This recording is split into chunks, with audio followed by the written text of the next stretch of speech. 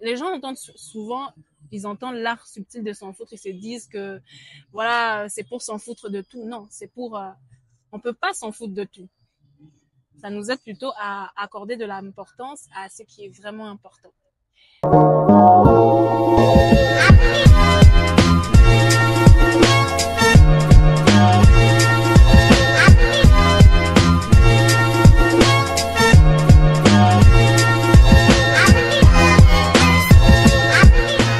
Bonjour à tous, j'espère que vous allez bien. On se retrouve aujourd'hui pour une nouvelle épisode de l'interview.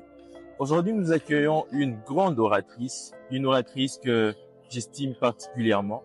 Pourquoi? Parce que aujourd'hui, elle va un peu plus vers l'excellence. Elle s'appelle Clermy, mais je vais la laisser vous dire son nom complet et ce qu'elle fait dans la vie. Bonjour Clermy.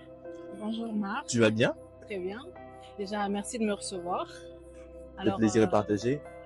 Je m'appelle Clermy Bokoulou et je suis juriste en formation ainsi que passionnée d'art oratoire et plus particulièrement de slam, mais aussi une grande passionnée de développement personnel. Voilà, très belle présentation. On va essayer de mettre de côté le slam, ce que tu aimes bien, mais aussi l'art oratoire. Aujourd'hui, on va essayer de se concentrer un peu plus sur le développement personnel. Alors, Clermy, tu peux nous dire qu'est-ce que signifie pour toi le développement personnel? Le développement personnel, pour moi, c'est tout un style de vie. Développement personnel, j'entends par là l'art d'évoluer tous les jours. C'est d'arriver au plein potentiel de soi-même. Effectivement. C'est tout simplement ça, le développement personnel. Voilà, on sait que tu as beaucoup vécu des choses dans ton passé et aussi aujourd'hui même, tu vis beaucoup de choses dans ta vie. Tu peux nous partager une expérience forte qui a influencé particulièrement ton processus de développement personnel? Alors, faut savoir que depuis toute petite déjà, j'ai toujours été une personne très introspective. C'est-à-dire que le développement personnel, j'ai dû le commencer à très tôt, très tôt. Peut-être que je l'appelais pas encore développement personnel, Oui. mais je pense que c'était du développement personnel. J'ai toujours été en fait axée sur la découverte de soi. Je me suis toujours posé, même petite, je me suis toujours posé des questions comme des questions basiques. C'est quoi ma couleur préférée? Qu'est-ce que j'aime faire? Qu'est-ce que je n'aime pas? Qu'est-ce que je deviendrai? Et ça, en fait, c'est la base du développement personnel. Parce Exactement. que le développement personnel commence par la découverte de soi. Et si je peux parler d'un événement important qui a vraiment déclenché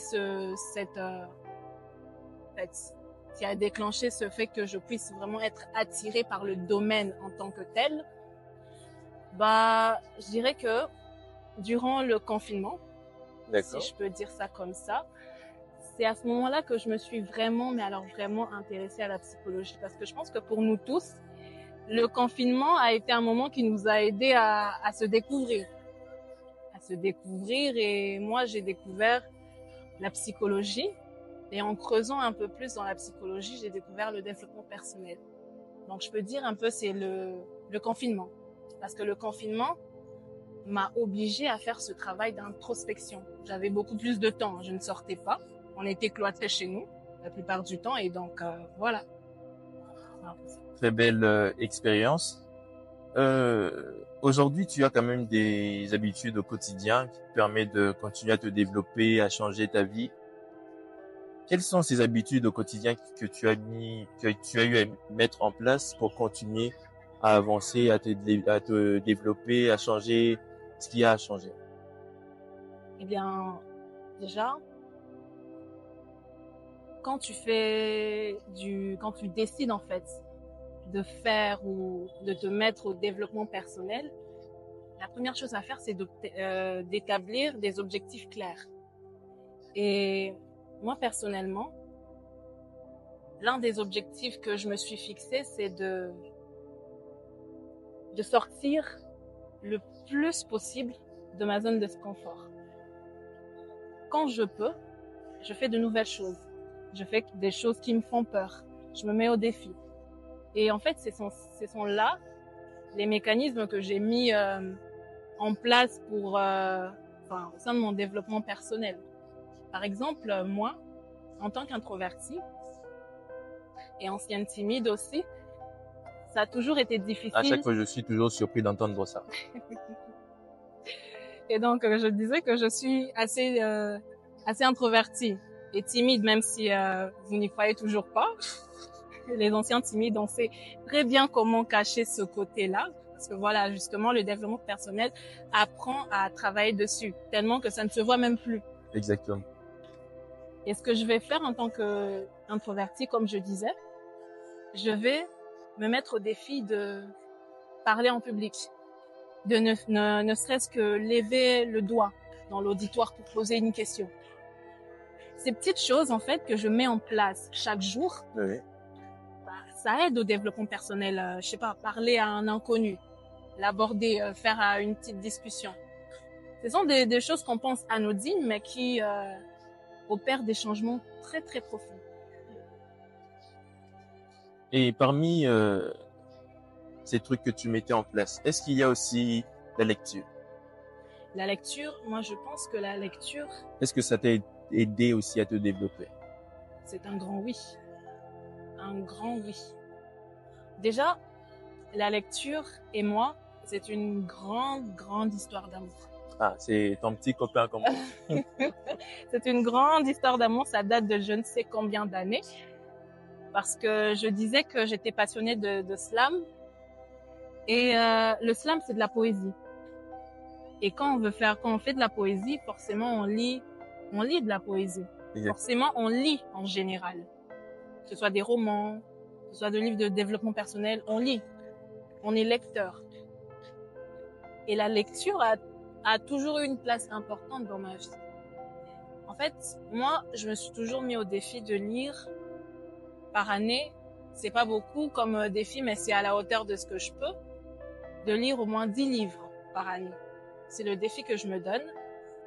Et la lecture, on s'en rend pas toujours compte dans cette génération où les réseaux ont pris une telle ampleur que la lecture demeure la meilleure manière d'apprendre. Et il y a tellement de bienfaits à la lecture, je pourrais commencer à les détailler ici. La lecture aide à la mémorisation, à la concentration. Ça te donne du vocabulaire. Donc, tous les grands de ce monde lisent. Donc, oui, la lecture a une très, très grande place dans le développement personnel. Mademoiselle Clermy, on va essayer de hausser un petit peu la voix pour que nos interlocuteurs puissent mieux nous écouter. Voilà, tu nous as parlé des livres sur le développement personnel. Quel est ce livre qui t'a le plus touché, le plus impacté? Un livre sur le développement personnel. Eh bien, celui qui me vient à l'esprit, je pense le dernier que j'ai lu, c'est Atteindre l'excellence de Robert Greene. D'accord.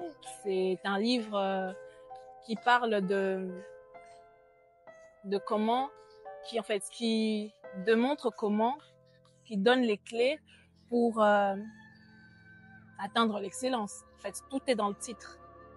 Dans son domaine, quel que soit ton domaine, comment atteindre l'excellence, comment atteindre la maîtrise de ce que tu fais.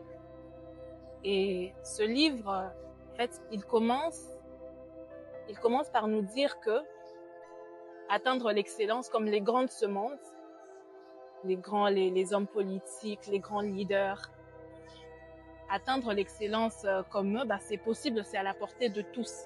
Mais seulement, on réalise pas souvent le potentiel qu'on a, que chacun a en lui. Et Robert Greene, il dit dans ce livre que pour atteindre l'excellence, il y a en fait 3 étapes. Il y a premièrement la découverte de soi. C'est ce travail qu'on doit faire pour renouer en fait avec nos inclinaisons primitives. C'est comme ça qu'il l'appelle. Donc les inclinaisons primitives, ce sont ces domaines par lesquels on a été attiré dès notre enfance, sans comprendre pourquoi. Un tel a été attiré par le chant, un tel par tel sport. Dans mon cas, ça a été par l'écriture, la lecture. Et la deuxième étape du processus, c'est l'apprentissage. On sait vers quoi on doit travailler, on sait dans quel domaine on doit investir. Maintenant, il faut apprendre. Il faut acquérir des connaissances, de l'expérience. Et enfin, troisième étape, c'est la maîtrise. Enfin, là, on a découvert son domaine, on a acquéri de l'expérience, on a appris. Et enfin, qu'est-ce qu'on va faire? On va être dans la maîtrise. On maîtrise complètement ce qu'on fait. Et voilà, ce livre a été, je le conseille d'ailleurs, je le recommande. C'est un pur chef-d'œuvre pour toute personne qui est dans le développement personnel. Là déjà, tu anticipes un petit peu ma prochaine question. Là, elle vient de vous recommander ce livre que je n'ai pas lu d'ailleurs, que je dois aussi lire, qui à première vue est incroyable. Mais est-ce que tu peux proposer au moins, tout au plus, 4 livres à tous ceux qui nous regardent, ceux qui commencent leur voyage dans le développement personnel? Alors, 4 livres de développement personnel. Je vais commencer par Atteindre l'excellence de Robert Greene. Ensuite, je vous recommanderai aussi L'art subtil de s'en foutre de Mark Manson. Une pépite, ce livre. Un best-seller, en fait. Ce livre, en fait, c'est l'art de s'en foutre, mais l'art surtout de se préoccuper de ce qui est vraiment important. Les gens entendent souvent, ils entendent l'art subtil de s'en foutre, ils se disent que voilà, c'est pour s'en foutre de tout. Non, c'est pour, on peut pas s'en foutre de tout. Ça nous aide plutôt à accorder de l'importance à ce qui est vraiment important. Ça, c'est le deuxième livre. Et le troisième livre, je conseillerais L'effet cumulé. J'oublie le nom de l'auteur, m'échappe. L'effet cumulé, c'est en gros le message du livre, c'est ton toi de demain dépend de ton toi d'aujourd'hui. Donc, ce sont tes petites habitudes ces petites habitudes qu'on pense anodines qui font ce qu'on sera demain. Et donc, je le recommande, ce livre-là. J'en suis au 3e, je devais en recommander 4. Oui. Donc, le 4e, je recommanderais toujours de Robert Greene, Power. Ce livre-là, il est assez controversé, mais pour moi, je le place comme livre de développement personnel. Pourquoi? Parce que ce livre, il t'apprend une leçon. Il te dit, regarde le monde tel qu'il est. Regarde le monde avec ses réalités, en fait. Parce que le monde, s'il y a une composante indispensable dans ce monde, c'est le pouvoir. Et ce livre s'appelle Power, pouvoir en anglais. Donc, il nous démontre, dans la vie de tous les jours, il y a des rapports de force comme ça, et puis il démontre que tout le monde veut avoir du pouvoir, d'un côté ou d'un autre. Donc, il nous montre des techniques de pouvoir pour peut-être s'en protéger aussi de ceux qui veulent nous manipuler, mais aussi les utiliser à bon escient. Merci pour ces propositions. J'espère que vous allez prendre cela en considération et vraiment lire ces livres. Il y en a plein d'autres, mais notre belle demoiselle qui est avec nous aujourd'hui, Merci pour monsieur.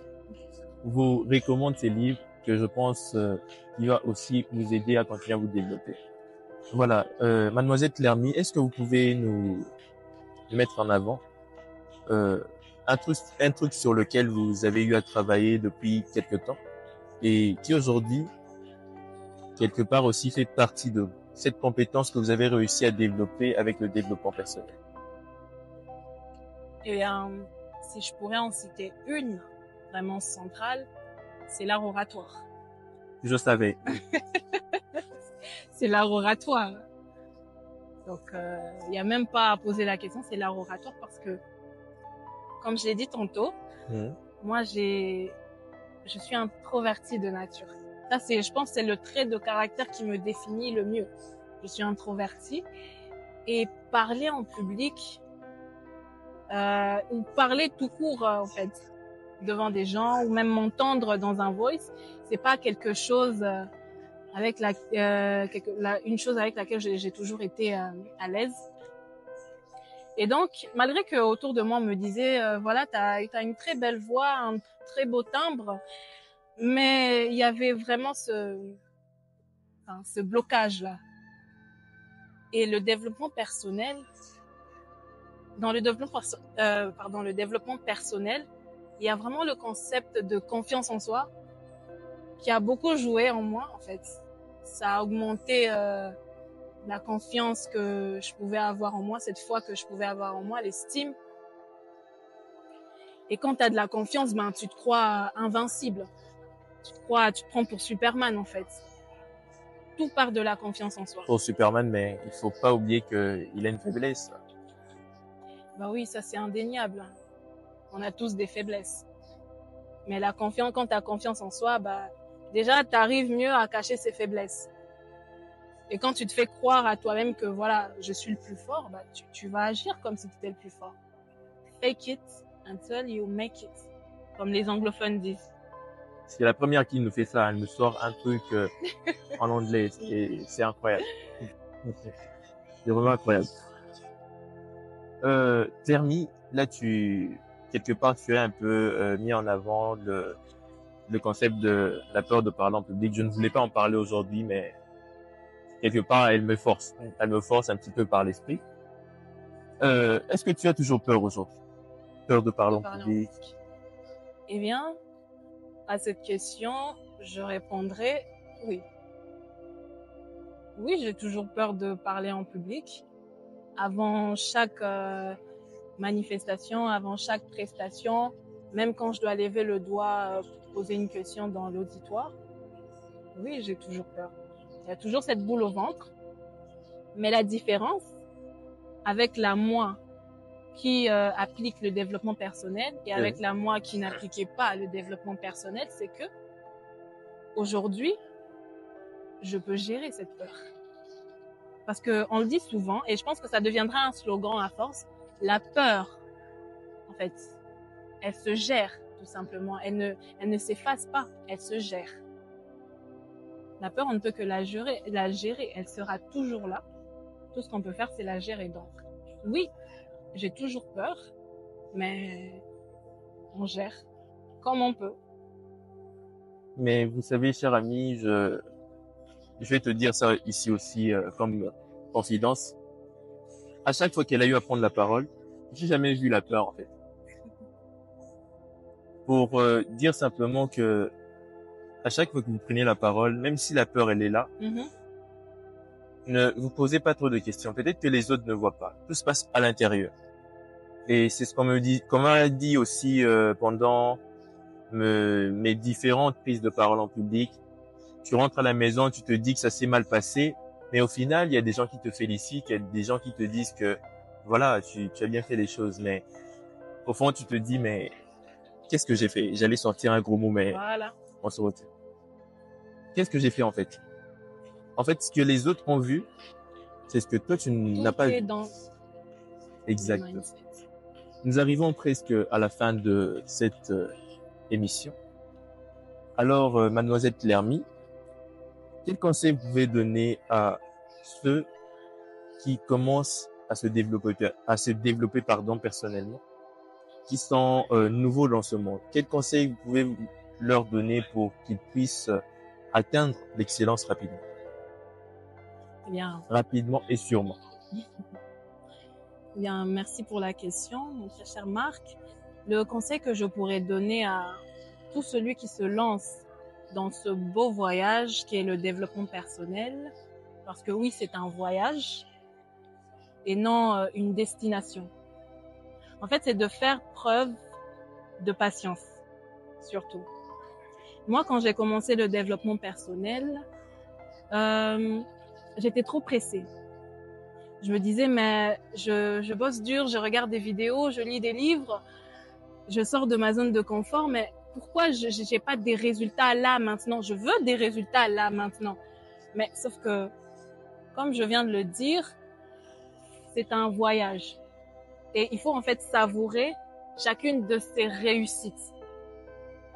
Ok? Et peut-être aussi se fixer des objectifs réalisables. d'accord? Faut pas, tu es un timide, tu vas te fixer d'un coup comme ça. Le défi de parler devant toute une foule. Non, on commence petit. Peut-être parler en petit comité avec 2-3 personnes.